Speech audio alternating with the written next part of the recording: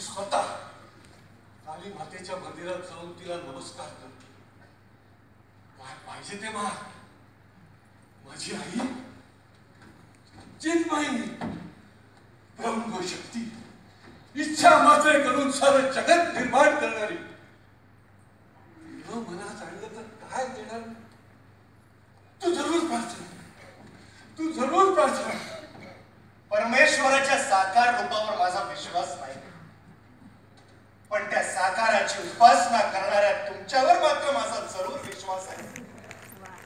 मी प्रार्थना करेन, जरूर करेन गुरुदेव, जरूर करेन.